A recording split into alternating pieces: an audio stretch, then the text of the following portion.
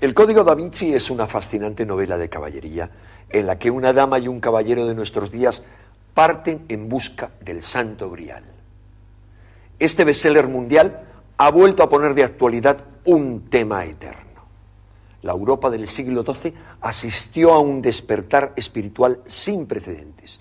En plena Edad Media, San Bernardo, creador de la Orden del Temple, impulsa un culto a la Virgen que le otorga la dimensión de una verdadera diosa. En honor a ella se construyen las asombrosas catedrales góticas.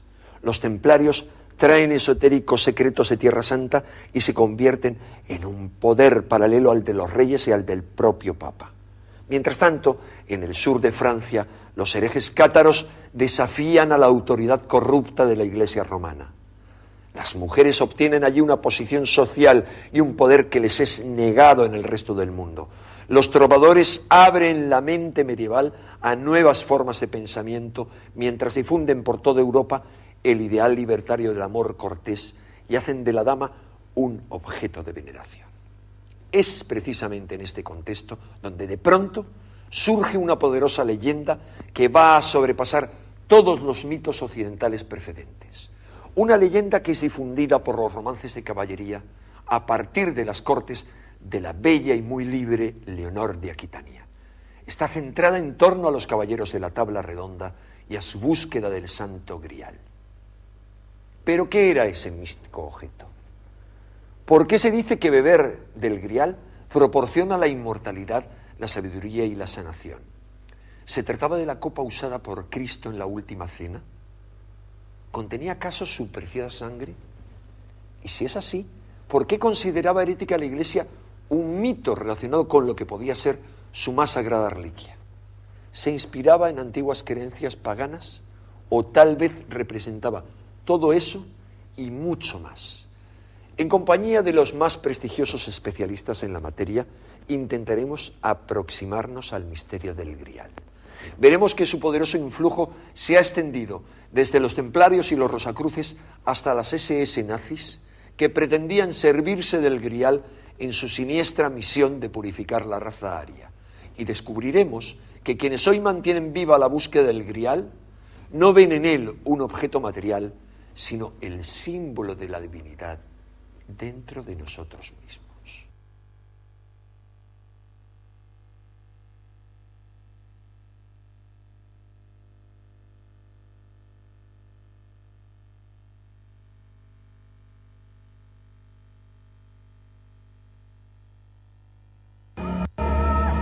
What is the secret of the Grail? Who does it serve?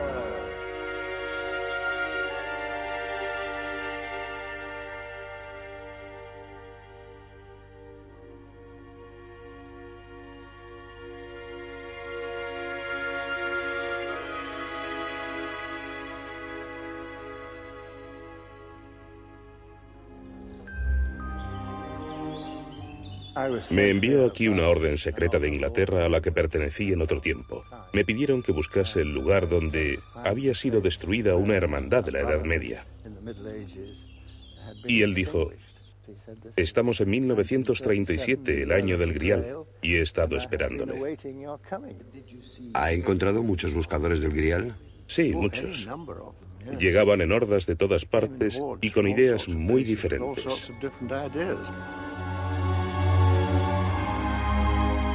El Santo Grial, la Edad Media, un desafío y una crisis para la Iglesia. Una guerra brutal y sangrienta largamente olvidada y un castillo en el sur de Francia. La escena de la tragedia, Montségur.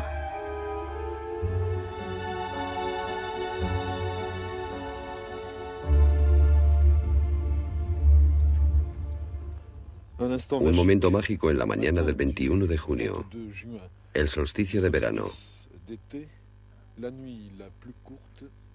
A la noche más corta del año sigue el día más largo. En ese momento especial, el sol sale en Montségur y sus primeros rayos penetran en el castillo.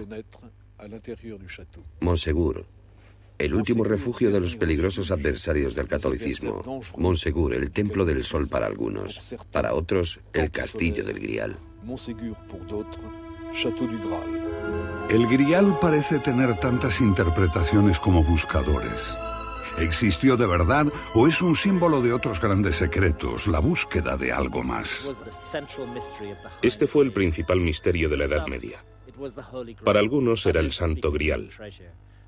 Otros hablan del tesoro oculto del Temple. Para mí es el Arca de la Alianza. No había ninguna reliquia religiosa más preciosa que el Arca de la Alianza. En el siglo XII, los templarios comenzaron su búsqueda. Con este objeto en sus manos, nadie los detendría. El escritor Graham Hancock siguió el rastro de los caballeros templarios por Etiopía y ante el guardián del arca. El Temple se consideraba una orden privilegiada. Pienso que ello pudo deberse a que poseían ciertos objetos sagrados. Para el escritor Jan Wilson, la búsqueda del Grial de los templarios fue por la posesión de la Sábana Santa de Turín, una imagen de Cristo muerto. La tela está en la Catedral de Turín, dentro de este cofre. Wilson cree que fue guardada como el secreto más sagrado, el Grial simbólico y el auténtico misterio de la Alta Edad Media. De allí proviene nuestra imagen de Cristo. Para los escritores Vaillant y Light, el Grial representa otro misterio. Aquí en el sur de Francia descubrieron indicios de una creencia. Jesús no habría muerto en la cruz y además se habría casado y tenido hijos. Su linaje se perpetuó en la dinastía merovingia y perduró incluso hasta hoy. Un secreto muy bien guardado por las órdenes esotéricas. Ningún objeto despertó tanta curiosidad, interés y especulación. El Grial, un símbolo, una copa de verdad. La leyenda dice que este hombre fue el primer portador del Grial. José de Arimatea, un rico judío que enterró a Jesús y guardó su sangre en una copa. Otros dicen que es la copa utilizada en la Última Cena. El esquivo Grial.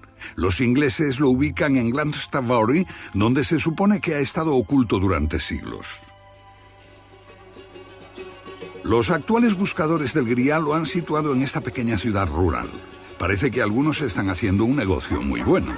Un sitio ideal para personas que no quieren descubrir el Grial y para charlatanes que juegan con los viejos mitos.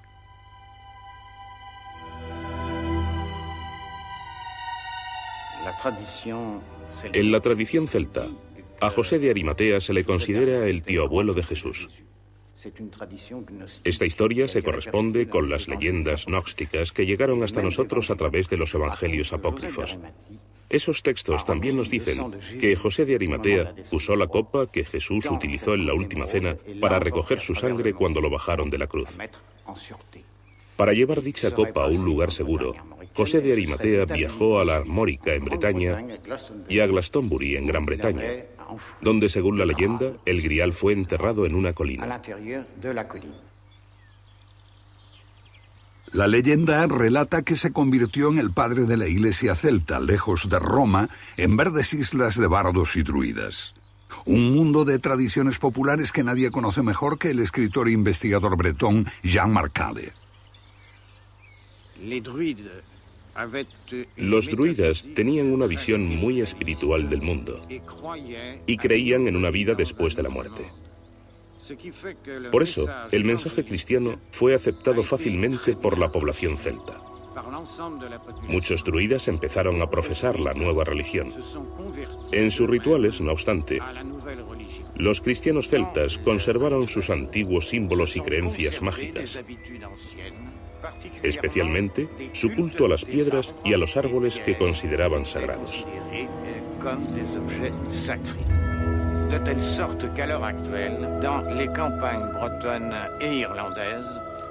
De hecho, en los campos de Bretaña y de Irlanda, aún se pueden encontrar sus santuarios en medio de la naturaleza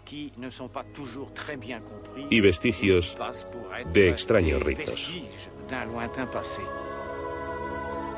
Una peculiar expresión de la cristiandad celta floreció aquí hasta principios de la Edad Media, cuando fue cruelmente perseguida por la Iglesia de Roma.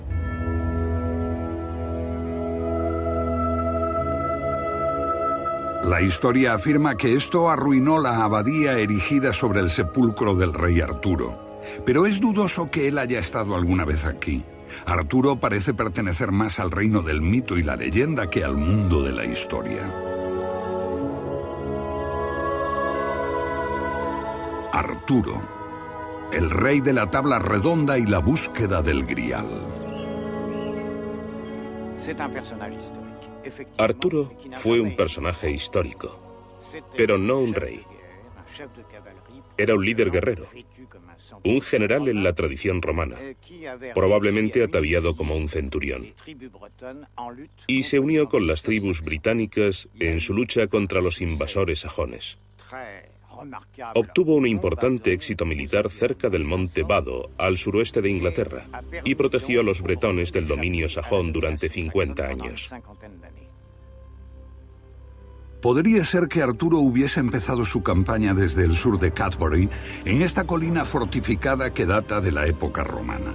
Pero aparte de las antiguas crónicas y de la tradición oral, no hay rastros de sus hazañas históricas, y estos trabajos no hablan de Arturo ni del mago Merlín.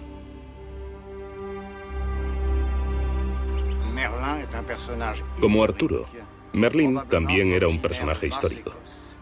Probablemente vino de la Baja Escocia. La leyenda dice que enloqueció después de una batalla y buscó refugio en los bosques. Así se convirtió en el hombre salvaje del bosque que transmite su sabiduría a los otros. Merlín y Arturo son dos personajes muy especiales de la mitología europea, y en muchos sentidos recuerdan al Mitra y al Varuna de los mitos indoeuropeos. Mitra es el rey de la justicia y la reconciliación, el aval de los contratos. Y Varuna, el mago que inspira a los reyes y revela nuevos descubrimientos. Merlín está detrás del nacimiento ilegítimo del rey Arturo. Y es que le lleva hasta Excalibur, la espada del poder.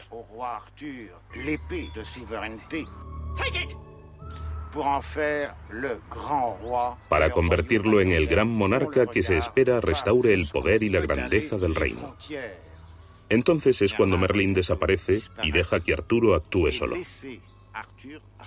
Lamentablemente, la leyenda cuenta que, aunque Arturo poseía conocimientos druídicos, también era un rey corriente y mortal, con todas las debilidades humanas.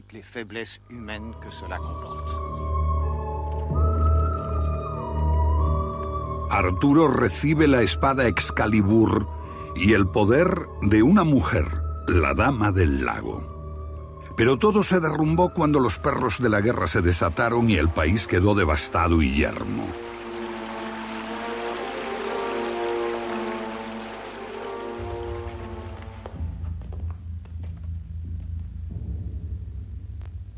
Tenemos que hallar lo que se perdió.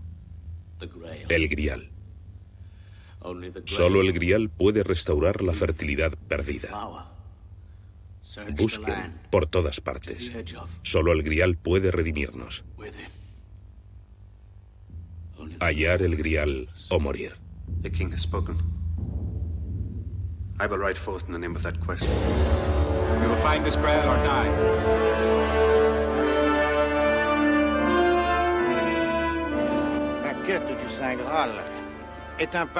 La búsqueda del Grial es como un viaje iniciático. Representa un regreso a los arquetipos más antiguos y a las fronteras más remotas de la mitología.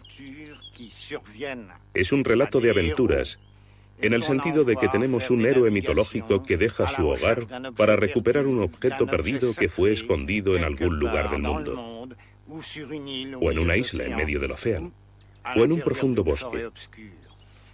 Es la misma historia de Hércules, de Jasón, de Orfeo y de los argonautas.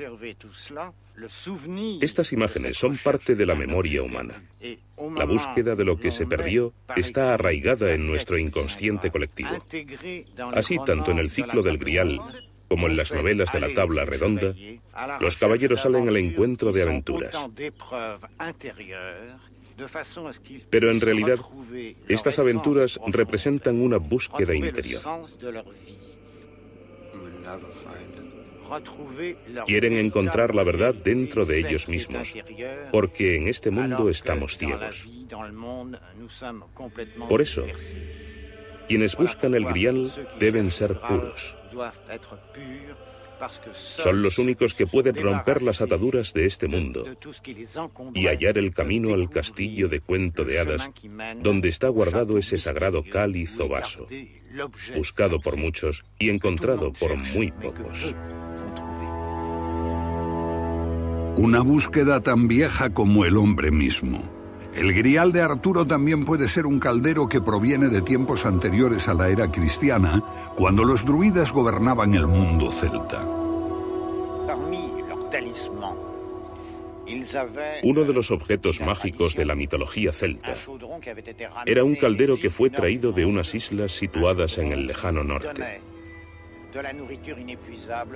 Este caldero ofrecía alimento sin fin a quienes lo merecían y fue considerado fuente de inspiración divina y de renacimiento.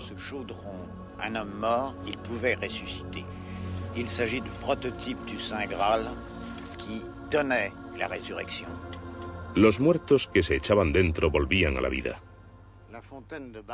Y ahí está el prototipo del Grial, el recipiente que contiene la resurrección.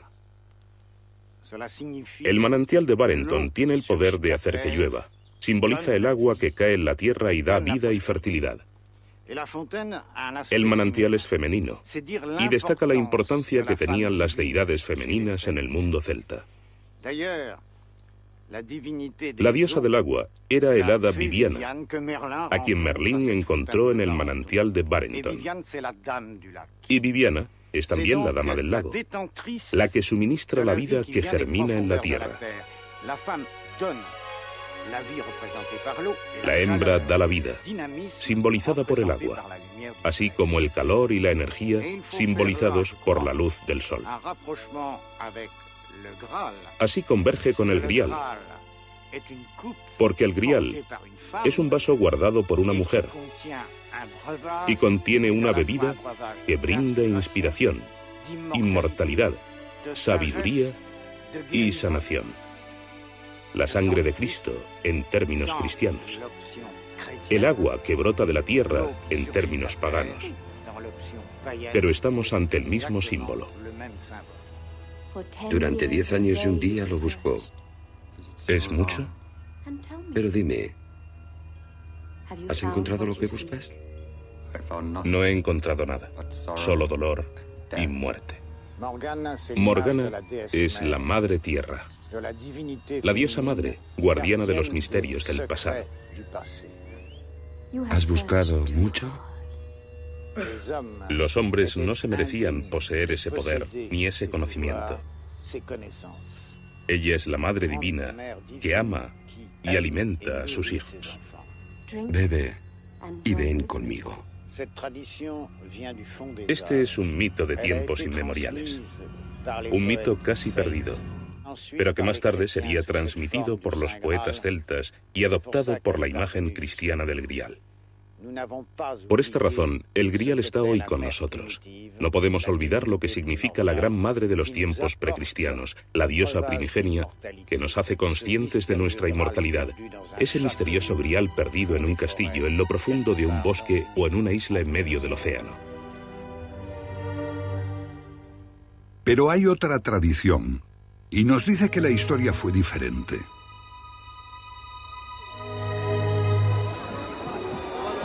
En esta playa francesa de Santa María del Mar, el Grial se ha convertido en leyenda europea. Este es un acontecimiento que se celebra todos los años, la llegada a Europa de José de Arimatea y María Magdalena con el Grial. La leyenda. El relato francés dice que José de Arimatea llegó aquí con algunos amigos íntimos de Jesús. María Magdalena, Sara. Cada año llegan miles de gitanos de toda Europa en peregrinación a este lugar donde se dice que fue traído el Grial a Francia.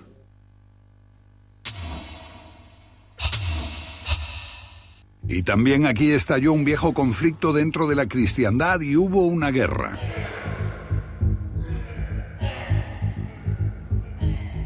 La Iglesia actuó brutalmente con sus viejos rivales.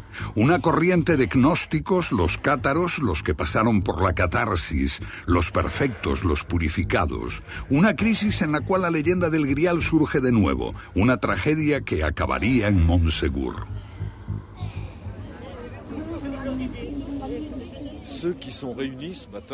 Quienes se congregaron aquí esta mañana, a los pies del castillo de Montsegur, han venido a conmemorar un acto de barbarie cometido hace 750 años. Después de un asedio que duró 10 meses, 250 perfectos que bajaron del castillo fueron quemados vivos en ese lugar. Este suplicio de Montsegur acabó con los cátaros. La mayoría de estos hombres y mujeres eran descendientes de soldados y también familias que durante 10 meses lucharon y resistieron el asedio católico a Montsegur. Esta gente protesta ahora contra la intolerancia que acabó brutalmente con el catarismo. El catarismo nació en la Edad Media, pero tiene raíces tan antiguas como el catolicismo.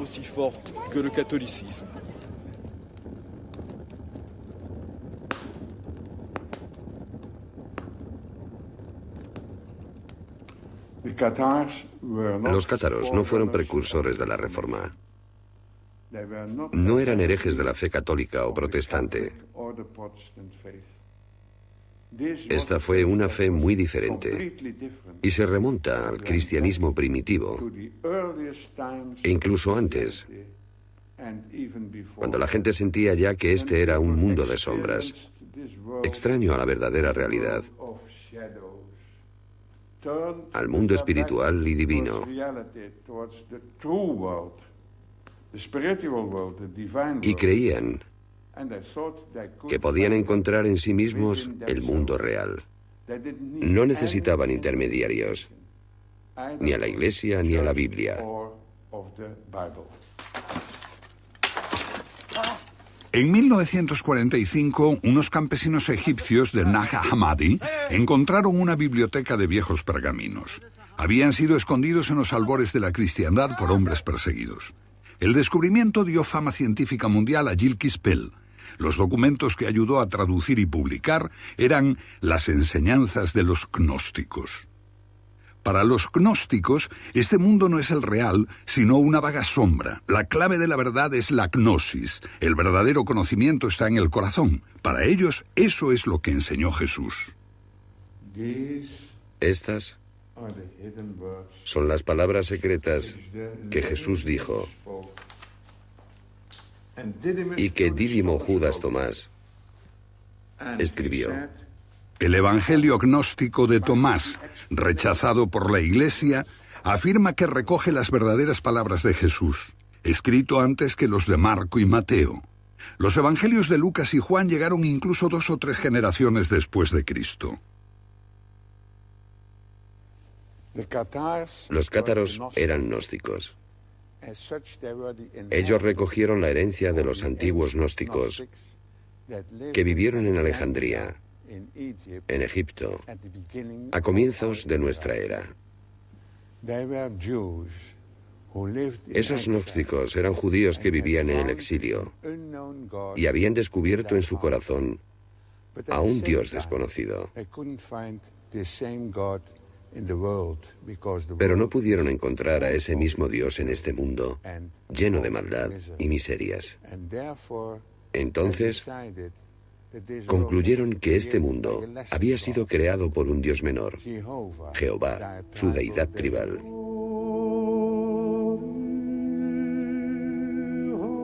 El mundo era un infierno. No puede ser la obra de un Dios bueno. Dios no pudo crear el paraíso y la tierra. Ese Dios del Viejo Testamento creó solo la materia. Para los gnósticos, Jehová es un falso Dios. Al crear al hombre, lo aprisionó en la materia, lo arrastró a una vida de dolor que acaba en la muerte. Y el hombre, creado a su imagen, está tan absorto por crear, construir y acumular que ignora la chispa de la verdad y lo divino que hay dentro de él. Pero el hombre puede hallar la luz divina, si no en esta vida, tal vez en otra, porque los gnósticos creían en la reencarnación. Cuando los judíos egipcios de Alejandría se convirtieron al cristianismo, Jesús apeló a su más profundo yo y les enseñó el camino de su ser más íntimo. Les dijo: quien se conoce a sí mismo, conoce a Dios.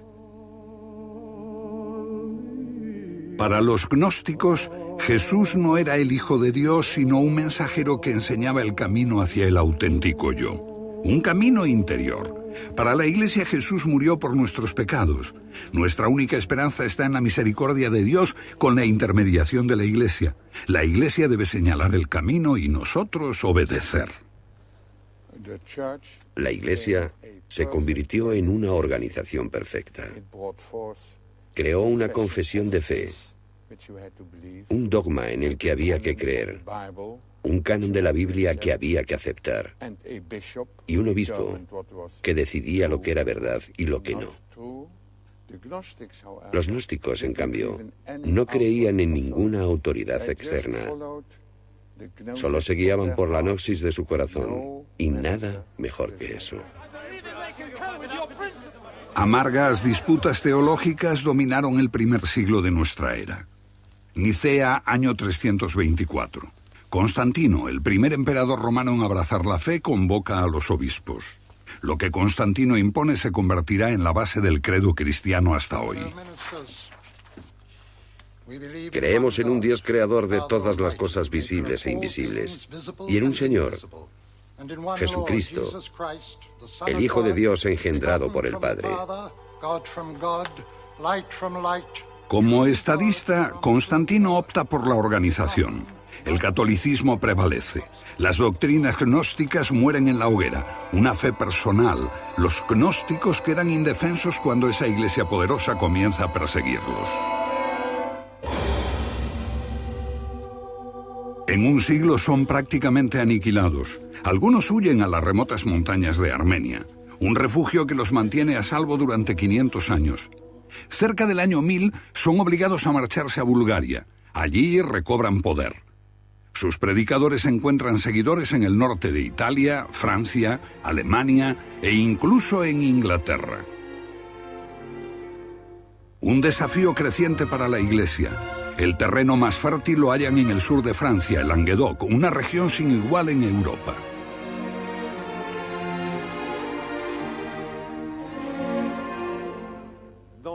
En aquella Europa sumida en la oscuridad de la Edad Media, el Languedoc ocupaba un lugar muy especial. Era un país rico y también un país libre donde florecía el arte y se cultivaba la literatura. Aquí, en Toulouse, se creó la primera Academia de Juegos Florales, que cada año premiaba a los mejores poetas. En los años oscuros de pronto surge la poesía, la literatura, la canción. Florece el comercio. El mundo musulmán se abre a nuevas ideas. Con palabras y canciones se proclama la libertad del hombre. Libre de las garras de un clero ignorante y codicioso, aquí sale a la luz el gran desafío a la Iglesia. Este es un mundo donde el hombre llega con un mensaje de simple amor espiritual. Son llamados los cátaros, los que han sido purificados. Rechazan la riqueza y el matrimonio, llevan vidas de austeridad que pocos pueden seguir. Pero en un tiempo en el que los hombres no importaban casi nada, ellos enseñaban un camino individual hacia Dios. Y eran recibidos con los brazos abiertos en las cortes, en un mundo que anhelaba la pureza y la libertad de espíritu.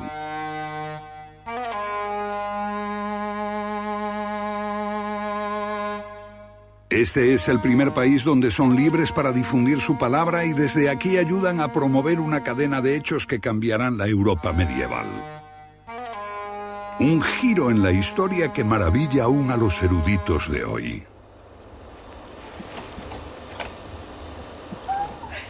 Un mundo totalmente agriado por la violencia masculina, de pronto sufre la conmoción de algo inesperado. El espíritu hace su reaparición en Europa y descubrimos que hay mejores cosas que matarnos unos a otros. Levi Strauss lo expresaba magníficamente cuando dice que en el siglo XII Europa perdió su gran oportunidad de permanecer femenina y optó por un profeta con barba. Este profeta barbudo simboliza el poder patriarcal, apoyado por la Iglesia y por la ley sálica. Esta es la ley que no permite a las mujeres que hereden e impone que solo los hombres puedan reinar. Es ley en toda Europa, con una sola excepción, el sur de Francia.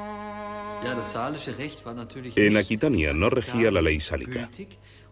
Por eso Leonor de Aquitania pudo heredar un gran país. Se convirtió en su dueña y señora y se casó con el rey de Francia, que tenía muchas menos tierras. Pero después de 15 años a su lado, tuvo que anular el matrimonio porque él era como un monje.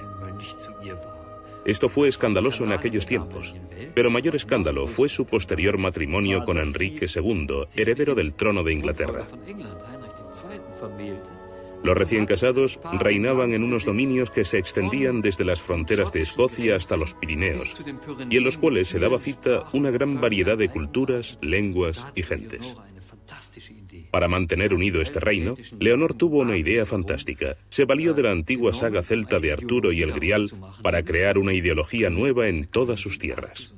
Un rey y una reina, Arturo y Ginebra, regían una corte feliz, apoyados por señores que eran iguales entre sí. Y Leonor encargó a los poetas de la corte dar forma a esa ideología y componer textos, melodías y epopeyas como la de Tristana y Isolda.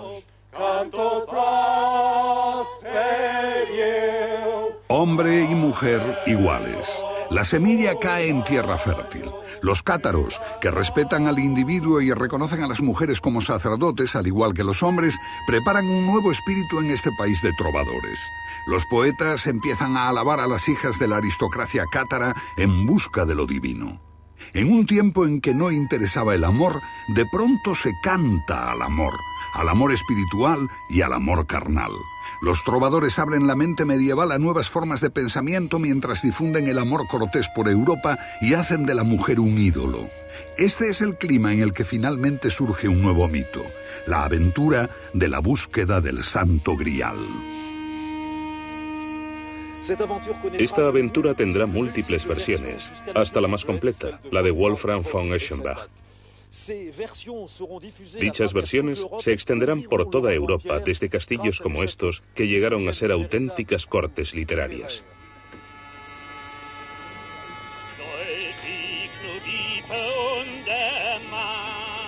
Ningún mito ha conquistado tanto los corazones de la Europa medieval.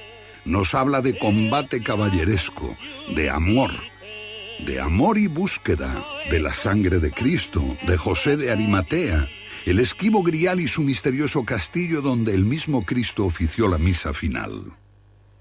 ¿Qué idioma es este? El alemán antiguo, el mismo que empleó Wolfram von Eschenbach para escribir su Parsifal. Parsifal, la última y más enigmática versión del mito. Para muchos, su autor, Wolfram von Eschenbach, estaba influido por las ideas cátaras. Parsifal entra en este mundo como un ignorante, pero se distingue por su conducta caballeresca. Al llegar al castillo del Grial no consigue liberar al guardián, el rey pescador, que fue herido misteriosamente. Solo cuando esté exhausto y humillado en este mundo material podrá descubrir cuál es la pregunta para deshacer el hechizo y curar la herida del rey pescador, alcanzando así el Grial.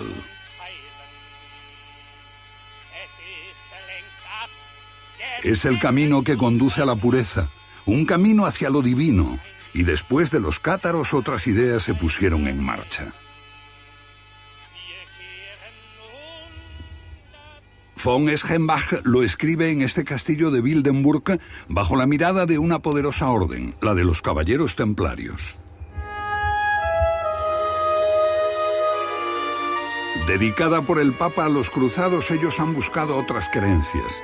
las ideas gnósticas que subsisten en Oriente Medio y que pueden haber llegado a preservar los secretos más ocultos de la Iglesia.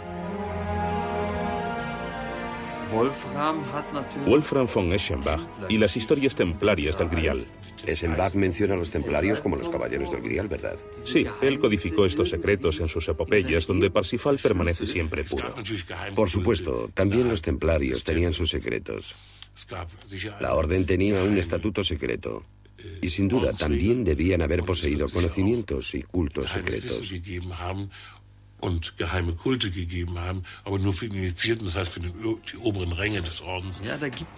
Hay, en efecto, unas ruinas templarias muy cerca, llena de pasadizos, Kronberg.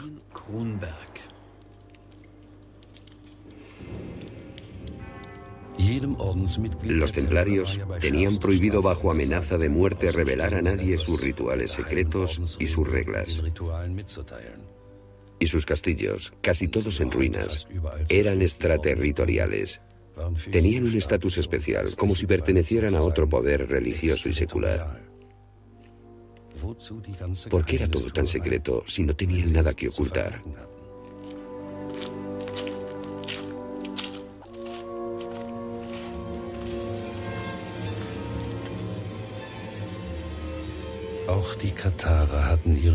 Los cátaros tenían pasadizos subterráneos para sus iniciaciones, que se remontan a los griegos y a los cultos mistéricos de Medio Oriente. Un rayo de luz podía haber iluminado un culto aquí, un encuentro secreto con el nuevo Dios. Los templarios y los cátaros podrían haber adorado al mismo Dios en lo profundo de la tierra. ¿Era este un lugar para realizar ceremonias de iniciación en el misterio del Grial? Especulación: una iglesia templaria en Montsalvat, en los Pirineos.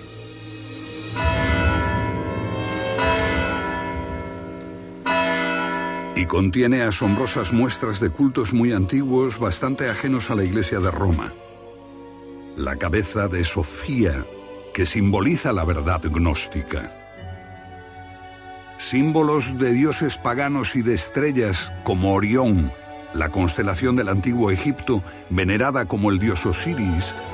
Aquí está el gran cazador con Sirio, la estrella del perro, su compañero, o Isis, la consorte de Osiris.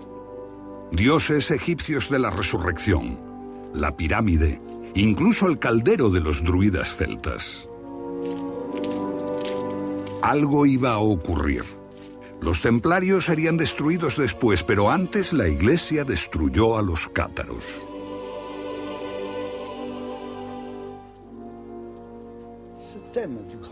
El tema del Grial surge en el mismo momento en que la Iglesia estaba intentando solucionar una serie de problemas, en particular el relacionado con la Eucaristía. Y no es casualidad que el ciclo completo del Grial se forme en 1215, cuando el Concilio Laterano proclamó la transubstanciación. Esto significa asumir como dogma el misterio por el cual el pan de la hostia y el vino realmente se transforman en el cuerpo y sangre de Cristo, algo en lo que no creían los cátaros.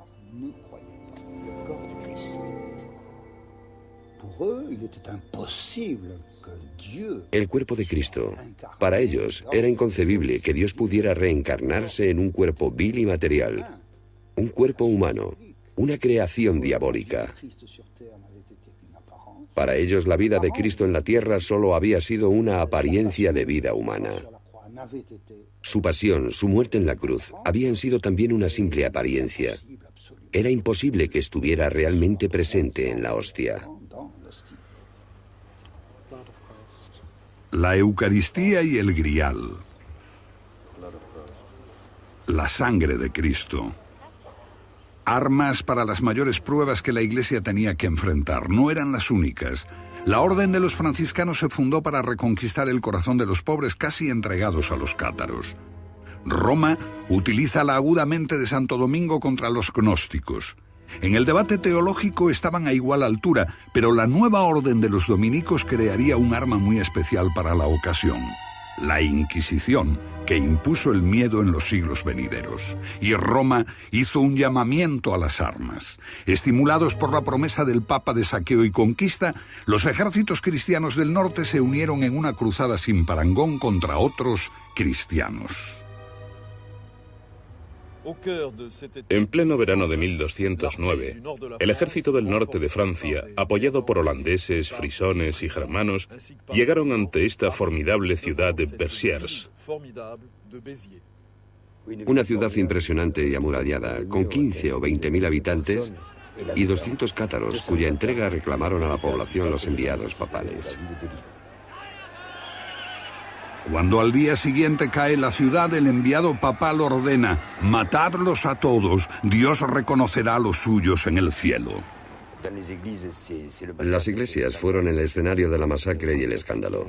Cristianos contra cristianos, y en el nombre de Cristo, la primera vez en la historia del mundo.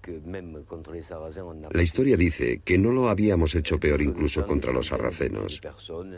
Ríos de sangre de miles de civiles exterminados, una ciudad entera. Mata a todos, que Dios reconocerá a los suyos en el cielo. Sí, Dios reconocerá a los suyos, cátaros y católicos por igual.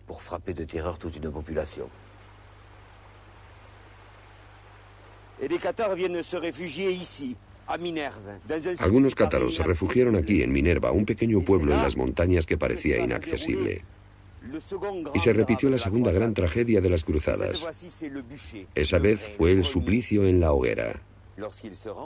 Al rendirse, se pidió a los cátaros que abjurasen de su fe, pero respondieron que no, tenían que ser quemados.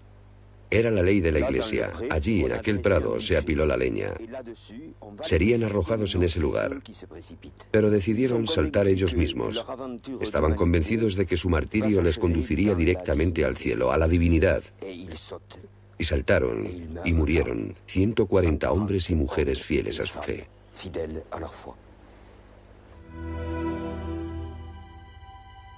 Por todas partes se alzan las hogueras. En el Languedoc, pero también en las tierras del Rin, en Alemania. 189 son quemados en la Champaña, 400 en Verona.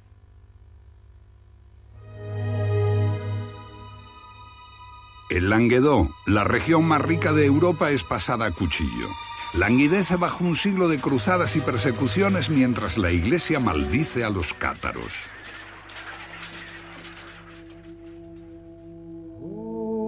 Malditos sean día y noche, que sus ojos se enceguezcan, que no puedan caminar más, que sean quemados con los perros y los burros y que lobos hambrientos devoren su carne. Sus huesos son desenterrados mientras la Iglesia destruye su memoria.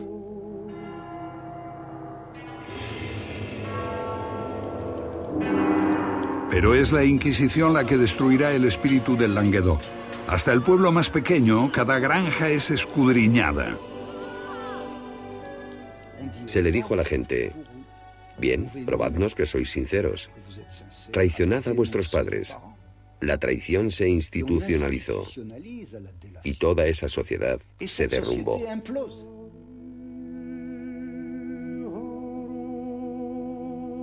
La agonía de la tierra se refleja en los rostros.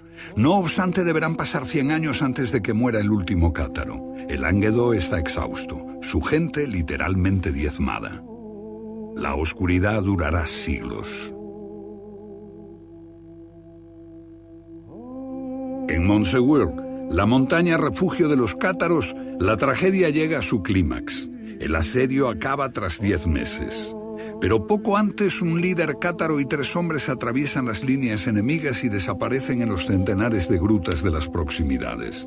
Lo que transportaban sería motivo de rumores durante siglos. ¿Tesoros? ¿O solo medios de salvación y la esperanza de preservar su fe? La leyenda diría más tarde: ¿el Santo Grial?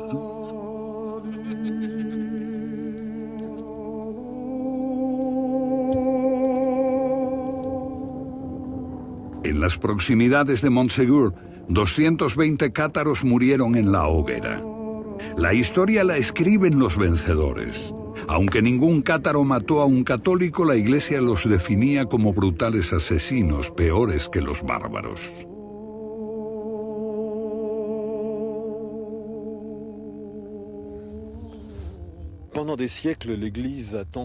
Durante siglos, la Iglesia trató de que la gente olvidara las hogueras y el catarismo. Pero desde hace unos 50 años, Montsegur surgió del olvido, salió de la oscuridad, gracias a los poetas y a los historiadores, pero también a las sociedades esotéricas afines al catarismo.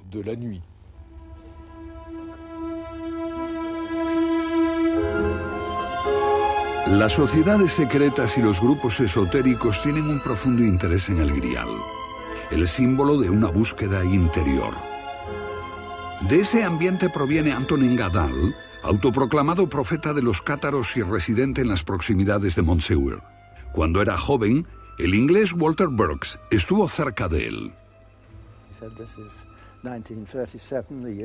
Él dijo, estamos en 1937, el año del Grial, y he estado esperando tu llegada. Fui enviado aquí por una orden secreta de Inglaterra. Se me pidió que encontrase el lugar donde fue exterminada una hermandad de la Edad Media. Y leí varios libros sobre ello, particularmente a Maurice Magret, que mencionaba un conmovedor detalle: cómo la hermandad fue finalmente emparedada en esta cueva. Unos 500 cátaros murieron en la oscuridad. Sus huesos se encontraron 250 años después. Los huesos resultaron ser prehistóricos, pero Gadal está convencido de que los últimos cátaros se refugiaron aquí. Él descubrió piedras simbólicas, grutas para ceremonias de iniciación. ¿Visionario o demasiado fantasioso? Pero las revelaciones de Gadal fueron ávidamente asimiladas por otro visitante a comienzos de los años 30, un joven alemán. Otto Rahn, hijo de un país desgarrado por el rencor de una guerra mundial perdida y sueños de gloria y grandeza wagneriana.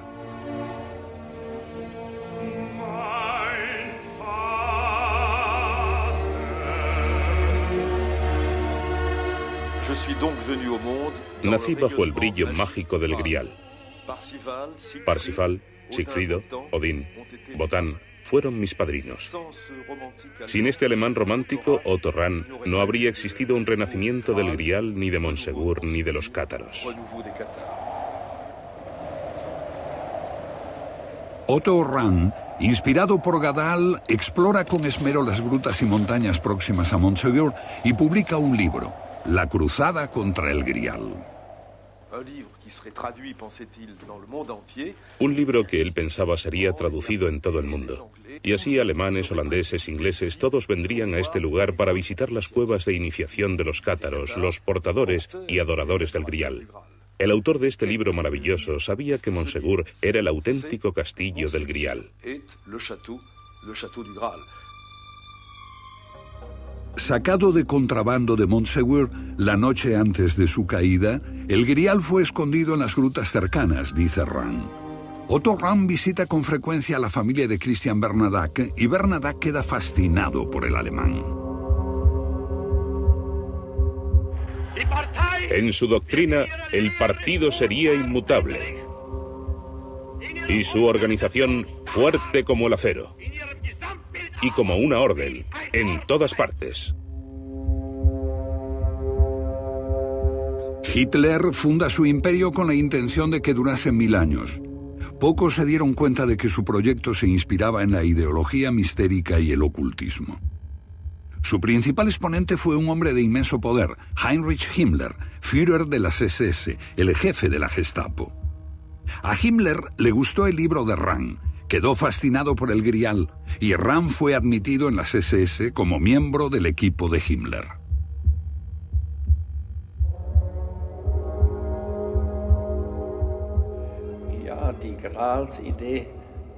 Bien, la idea del Grial se tomó prestada ya de la sociedad Thule, de los teósofos y los antropósofos, y pasó a Viena en tiempos de Hitler, y también a Himmler. De modo que ellos, que no tenían mucha educación intelectual, la mezclaron con una forma de nacionalismo popular exaltado, que entonces estaba de moda. A los dos líderes les gustaba verse en ese contexto. Hitler como Parsifal, el salvador del santo grial de la sangre germana. Su guardia pretoriana, las SS, son la punta de lanza de su nueva élite germana. La Orden Negra de la Muerte de Himmler estaba destinada a conseguir la pureza de raza. Himmler inspeccionaba los campos de concentración, los veía como una tierra de iniciación, un lugar donde las SS podían templar su carácter y participar en el secreto de la muerte. Y esto es el Wewelsburg, su castillo secreto de la tabla redonda, donde los 12 tenientes generales más destacados de su círculo más íntimo se reunían para planear el futuro. Él no le permitía a nadie ver sus cartas. Desde aquí, la vida más íntima de las SS fue tomando forma. En torno a este sol negro, los elegidos de Himmler hacen planes sobre el futuro oculto de los nazis. Wewelsburg será el centro de las SS. Su forma evocaba la lanza sagrada que hirió a Cristo en un costado. Y en los ocultos laberintos del pensamiento nazi, Otto Rahn servirá de ayuda para unificar ese mito con el Santo Grial e integrarlo en una fantasía de culto germánico y nueva caballería.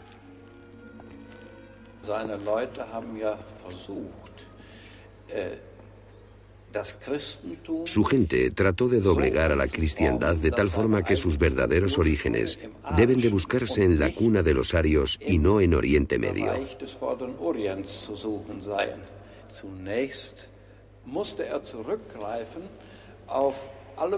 Por eso tuvieron que recurrir a toda clase de ideas ocultas e ideologías que habían proliferado en Europa. La búsqueda del Grial, por ejemplo.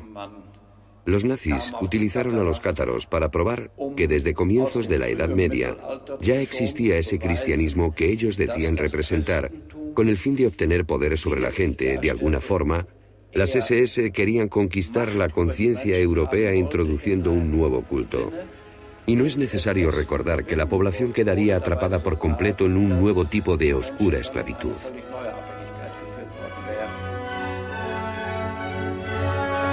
En las cercanías de Exterstein se construyó un lugar de culto donde los nazis representaron el dragón como al demiurgo malvado que creó el mundo, Jehová amenazando al Cristo gnóstico. Lo que le gustaba a Himmler del libro de Rahn era encontrar gnósticos que rechazaran al Dios judío del Antiguo Testamento y se liberaran de la Iglesia. Durante varios años, Rahn formó parte del personal del Reichsführer Himmler, pero decepcionará a su jefe. Él se resigna a pesar de las cartas que prometen una retribución.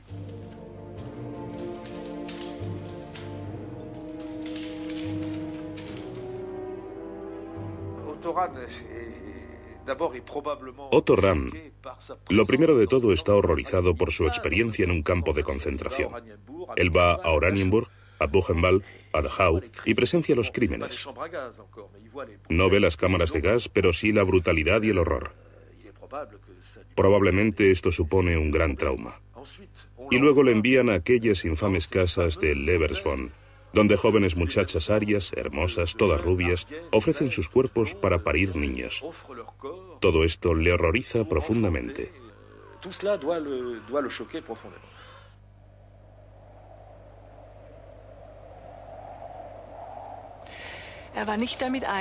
Él no estaba de acuerdo con un intento de las SS para utilizar mal el conocimiento del Santo Grial. Himmler quería construir una nueva religión en torno a este, y Rahn simplemente no podía estar de acuerdo. En la noche del 12 al 13 de marzo de 1939, mi tío, Otto Rahn, tomó el Endura, la salida voluntaria desde esta vida de los cátaros.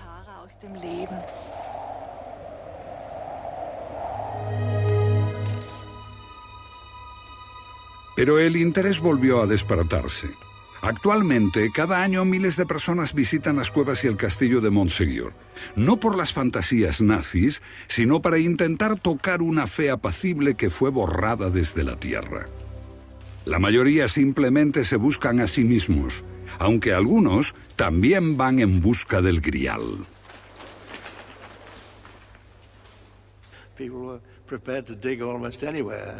La gente estaba preparada para excavar casi en cualquier lugar.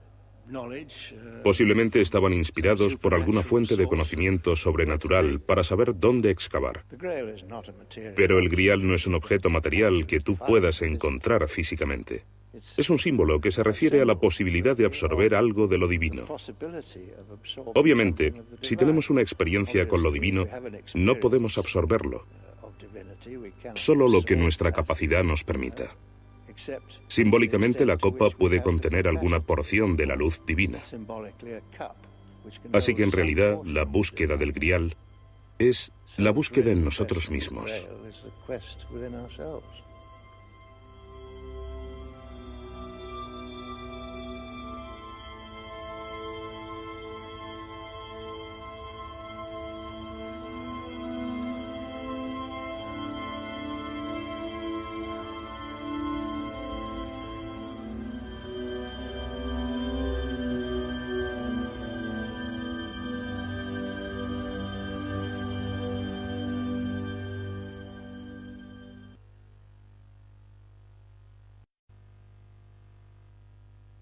El Código da Vinci es una fascinante novela de caballería en la que una dama y un caballero de nuestros días parten en busca del Santo Grial. Este bestseller mundial ha vuelto a poner de actualidad un tema eterno. La Europa del siglo XII asistió a un despertar espiritual sin precedentes. En plena Edad Media, San Bernardo, creador de la Orden del Temple, impulsa un culto a la Virgen que le otorga la dimensión de una verdadera diosa. En honor a ella se construyen las asombrosas catedrales góticas. Los templarios traen esotéricos secretos de Tierra Santa y se convierten en un poder paralelo al de los reyes y al del propio Papa. Mientras tanto, en el sur de Francia, los herejes cátaros desafían a la autoridad corrupta de la Iglesia romana. Las mujeres obtienen allí una posición social y un poder que les es negado en el resto del mundo. Los trovadores abren la mente medieval a nuevas formas de pensamiento mientras difunden por toda materia. Intentaremos aproximarnos al misterio del Grial. Veremos que su poderoso influjo se ha extendido desde los templarios y los rosacruces hasta las SS nazis, que pretendían servirse del Grial en su siniestra misión de purificar la raza aria. Y descubriremos que quienes hoy mantienen viva la búsqueda del Grial no ven en él un objeto material, sino el símbolo de la divinidad dentro de nosotros mismos.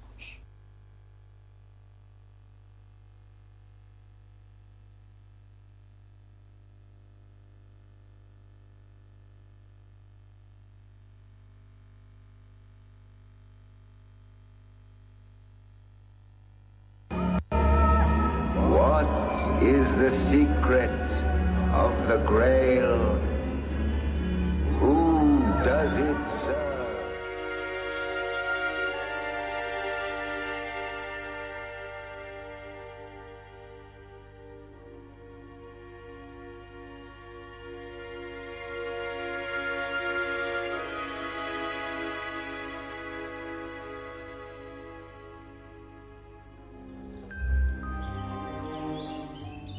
Me envió aquí una orden secreta de Inglaterra a la que pertenecí en otro tiempo. Me pidieron que buscase el lugar donde había sido destruida una hermandad de la Edad Media. Y él dijo: estamos en 1937, el año del Grial, y he estado esperándole. ¿Ha encontrado muchos buscadores del Grial? Sí, muchos. Llegaban en hordas de todas partes y con ideas muy diferentes.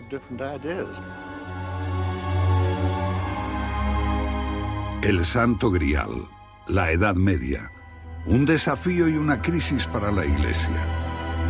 Una guerra brutal y sangrienta largamente olvidada y un castillo en el sur de Francia. La escena de la tragedia, Montségur.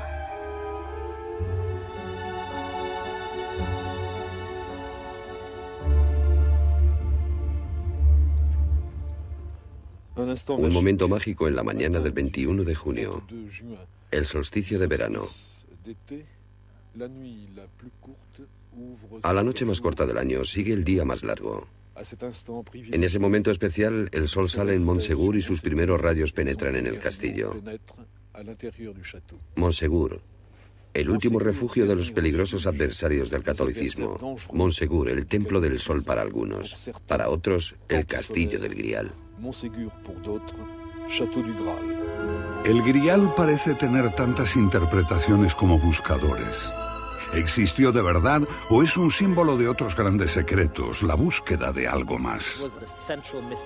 Este fue el principal misterio de la Edad Media. Para algunos era el Santo Grial. Otros hablan del tesoro oculto del Temple. Para mí es el Arca de la Alianza. No había ninguna reliquia religiosa más preciosa que el Arca de la Alianza. De Europa, el ideal libertario del amor cortés, y hacen de la dama un objeto de veneración. Es precisamente en este contexto donde de pronto surge una poderosa leyenda que va a sobrepasar todos los mitos occidentales precedentes. Una leyenda que es difundida por los romances de caballería a partir de las cortes de la bella y muy libre Leonor de Aquitania. Está centrada en torno a los caballeros de la tabla redonda y a su búsqueda del Santo Grial. ¿Pero qué era ese místico objeto? ¿Por qué se dice que beber del Grial proporciona la inmortalidad, la sabiduría y la sanación? ¿Se trataba de la copa usada por Cristo en la última cena? ¿Contenía acaso su preciada sangre? Y si es así, ¿por qué consideraba herética la Iglesia un mito relacionado con lo que podía ser su más sagrada reliquia? ¿Se inspiraba en antiguas creencias paganas? ¿O tal vez representaba todo eso y mucho más? En compañía de los más prestigiosos especialistas en la